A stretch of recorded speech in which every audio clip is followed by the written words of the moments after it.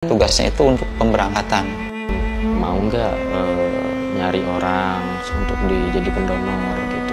Nawarin, mas ayolah carilah, ntar saya kasih satu orangnya minimal 2-3 juta deh.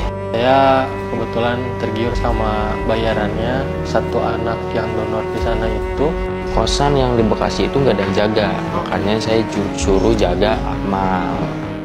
Kalau bisa Mas Anin cari, soalnya ini kan kurang 10. Saya coba bantu. Minta bantuan Ramdhani untuk pembuatan paspor nembak. Kamu cari calo aja buat bikin paspor.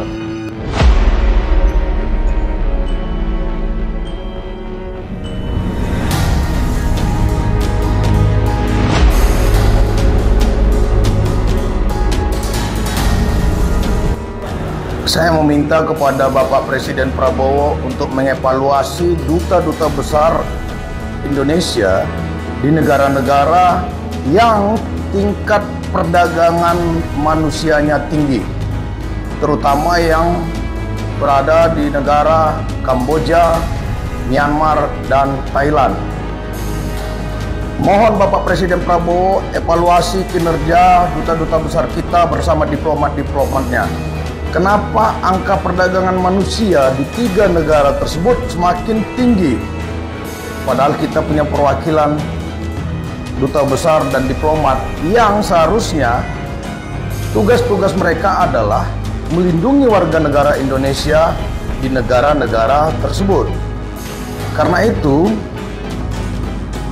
mohon Bapak Presiden Prabowo evaluasi dan bila perlu ganti duta-duta besar dan diplomat-diplomat yang warga negara Indonesia selalu menjadi korban perdagangan manusia di sana, human trafficking. Terima kasih.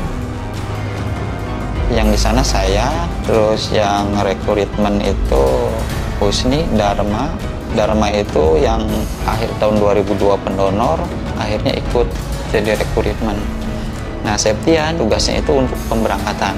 Saya ada telepon dari Hanim, mau nggak nyari orang untuk jadi pendonor gitu. Saya ditawarin satu orangnya itu 5 juta.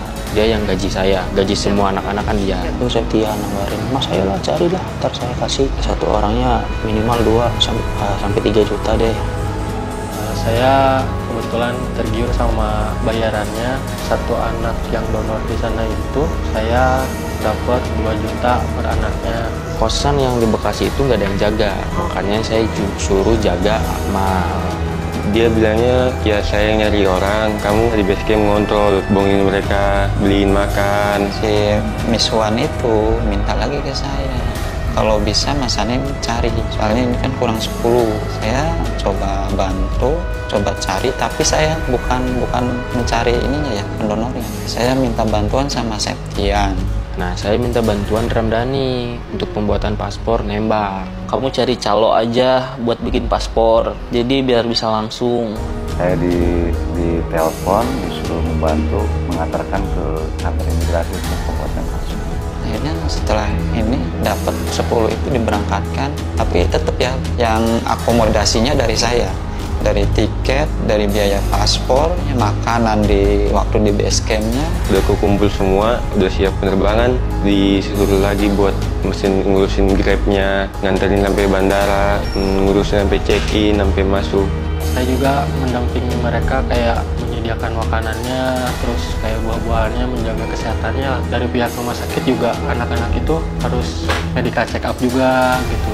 Aku di sana ditawarinnya hanya jadi buat promosi hotel di Kamboja. Ternyata pas sampai sana, setelah melihat semuanya, saya dijadikan admin di BUMN, yang dimana saya menjadi telemarketing buat menarik semua orang-orang buat tergiur untuk main di BUMN itu sendiri sebenarnya. Dan orang-orang itu ternyata orang Indonesia. Betul demikian? Betul. Bahkan hampir saya bilang itu 98% pengusaha pemilik di dunia itu orang Indonesia. Ini betul ya Mas, berdasarkan fakta dan juga data ya, kita nggak main-main di sini, kita berbicara mengenai data. Betul. Anda betul bertemu banget. secara langsung. Bertemu secara langsung. Tapi saya tidak kenal, karena kan gimana ya, karena muka orang-orang Indonesia ketemu pun juga mereka pakai bahasa Indonesia. Dan rata-rata itu emang bener-bener orang Indonesia semua sih, Mbak. Oke, kita coba flashback sebentar ya, Sevi. Awal mula Anda ditawari seperti apa? Kenapa kemudian mau tergiur memutuskan untuk berangkat ke Kamboja? Karena awalnya emang waktu itu tuh saya sempat gak kerja ya, terus dapet tawaran dari teman, mau kerja nggak lu bisa ngedit kan? Bisa nih. Oh ya udah, mau dong berangkat ke sana. Tapi gimana? Nggak punya paspor sama nggak punya uang buat berangkat ke sana. Udah tenang, semua udah diurusin. Gimana? Nggak nikmat ya? Nikmat. Ya udah ayo berangkat. Proses keberangkatan saya itu cuma 1 minggu kurang. Langsung berangkat ke sana. Nggak langsung ke Kamboja, tapi transit dulu di Malaysia baru berangkat ke Kamboja. Bahkan sebelumnya itu kalau mau berangkat ke sana itu dari Indonesia ke Malaysia harus ke Vietnam dulu. Dari Vietnam melalui jalur darat baru ke Kamboja. Modus ini tadi ini sama Ya. Nabi itu ya. Betul. Anda juga sempat melihat tidak paspor dan juga visa yang Anda gunakan itu visa apa? Turis. Turis. Ya karena gimana ya Mbak? Mereka tuh buat merekrut tuh bener-bener bisa dibilang pinter ya. Karena ketika saya berangkat itu, saya udah punya tiket berangkat dan dia juga membuatkan tiket palsu untuk pulang. Ya pura-pura, betul Pak. Karena ketika imigrasi lihat, oh cuma seminggu, oh udah ada hotel kok tempat dia nginep. Jadi Anda Mbak, tidak curiga di situ? nggak curiga saya Mbak, nggak curiga sama sekali. Ganjel tadi itu mas. Sebenarnya iya, tapi gimana ya? Sudah tergiur ya Itu dengan tadi. dia, bener ya tadi dibilang. Karena banyak yang berangkat ya itu karena tergiur dengan iming-iming uang gaji besar. Berapa sih gajinya yang ditawarkan? Kalau untuk gaji pribadi bisa dibilang lumayan cukup ya. Kisaran 8 sampai 12 Oh wow. untuk 1 bulannya itu. Iya, tapi gimana balik lagi kerja di sana tuh bener-bener gak enak. Itu dia mas, kami ingin dengar, kami harap mas Abi bisa cerita panjang lebar mengenai hal ini, apa sebenarnya yang terjadi di sana, bahkan juga mungkin yang mas Abi saksikan teman-teman yang di sana mendapatkan perlakuan tidak layak sebagai pekerja migran Indonesia. Di mas Abi, mumpung ada Pak Dirjen di sini, mungkin ada yang ingin disampaikan. Mungkin kalau pesan dari saya sih emang yang tadi bawa bilang kok peran dari Komdigi itu sendiri itu sangat penting. Kita tuh sekarang tuh bukan ngeberantas buat yang keberangkatan sana. Dari saya pribadi juga pengennya tuh kayak seluruh warga Indonesia tuh stop bermain judi online. Karena kenapa? Ketika Komdigi nge-blok situs di Google itu bakal tumbuh lagi dan tumbuh lagi. Itu susah buat dihilangin, Mbak.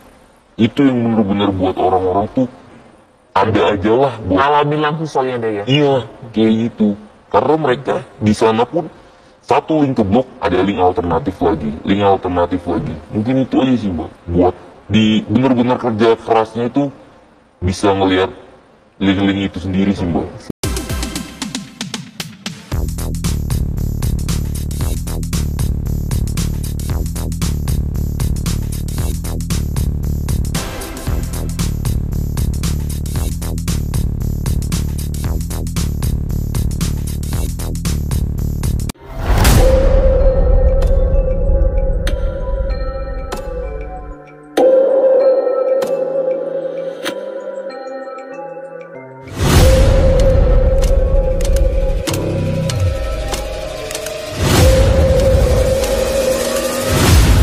Durasi video 14 detik.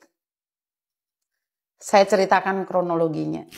Saya ditelepon oleh salah satu teman kalian yang bernama Evan yang kebetulan pernah bekerja di Kamboja dan dia seorang TikToker. Karena TikToknya belum begitu besar, akhirnya dia mencari saya untuk minta bantuan salah satu saudara kita yang berasal dari Jawa Barat mengalami penyiksaan. Jadi durasi tadi yang saya berikan ke kalian itu adalah video asli dari Kamboja.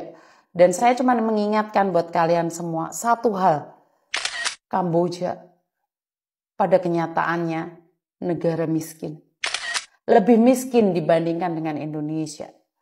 Sekarang terkapar di sana. Dia dibuang karena dikiranya dia sudah meninggal dunia. Tetapi dia masih hidup, ditemukan oleh polisi yang baik, dibawa ke rumah sakit, tapi dalam kondisi dan posisi seperti itu. Membutuhkan biaya. Untuk saat ini belum bisa saya menghubungi atau menembus pemerintah Indonesia yang ada di Kamboja. Teman-teman, masih nggak ngeri kalian? Masih nggak takut kalian? Datanglah ke Kamboja, jangan lupa bawa surat Yasin, bawa surat warisan, bawa mori sekalian. Saya nggak tahu harus ngomong apa lagi. Saya meminta kepada Bapak Presiden Prabowo untuk mengevaluasi duta-duta besar Indonesia di negara-negara yang tingkat perdagangan manusianya tinggi, terutama yang berada di negara Kamboja, Myanmar, dan Thailand. Mohon Bapak Presiden Prabowo evaluasi kinerja duta-duta besar kita bersama diplomat-diplomatnya. Kenapa angka perdagangan manusia di 3 negara tersebut semakin tinggi? Padahal kita punya perwakilan duta besar dan diplomat yang seharusnya tugas-tugas mereka adalah melindungi warga negara Indonesia di negara-negara tersebut. Karena itu, mohon Bapak Presiden Prabowo evaluasi dan bila perlu ganti duta-duta besar dan diplomat-diplomat yang warga negara Indonesia selalu menjadi korban perdagangan manusia di sana, human trafficking. Terima kasih.